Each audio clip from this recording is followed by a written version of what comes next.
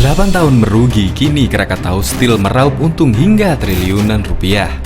PT Krakatau Steel Tbk mencatat laba bersih sebesar 74,1 juta dolar US atau setara dengan 1,07 triliun pada kuartal 1 2020. Capaian ini adalah yang pertama kali sejak 8 tahun terakhir.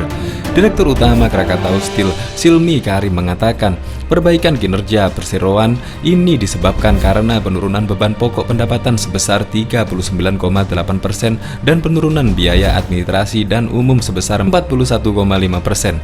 Beberapa upaya yang telah dilakukan perseroan untuk memperbaiki kinerja antara lain melalui program restrukturisasi dan transformasi. Salah satu hasil positif yang dicapai perseroan adalah penurunan biaya operasi. Induk turun 31% menjadi 46,8 juta dolar US dibandingkan periode yang sama di tahun 2019, ujar Silmi dalam keterangan tertulisnya Jumat 29 Mei 2020. Silmi menjelaskan, kinerja positif perusahaannya di kuartal 1 2020 ini tidak lepas dari keberhasilan dalam melakukan efisiensi di awal 2020. Perseroannya mampu meningkatkan produktivitas karyawan melalui program optimalisasi tenaga kerja.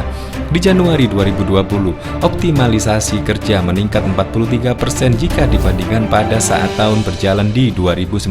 Selain itu, beban penggunaan energi, consumable utility, biaya tetap dan suku cadang mengalami penurunan sehingga total penurunan biaya di Januari 2020 mencapai 28% jika dibandingkan dengan periode yang sama tahun sebelumnya.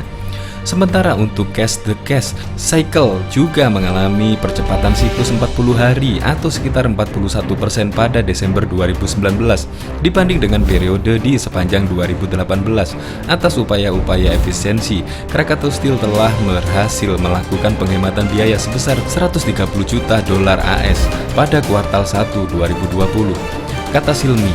Kendati begitu, lanjut Silmi, kondisi di kuartal 2 2020 diperkirakan berbeda karena kondisi pasar baja yang melemah sampai sekitar 50% akibat dari kondisi ekonomi Indonesia yang sedang mengalami tekanan akibat pandemi COVID-19. Melemahnya perekonomian nasional telah berdampak pada industri baja. Hal ini jika berlanjut terus-menerus maka diperkirakan akan berdampak pada kinerja di tahun 2020.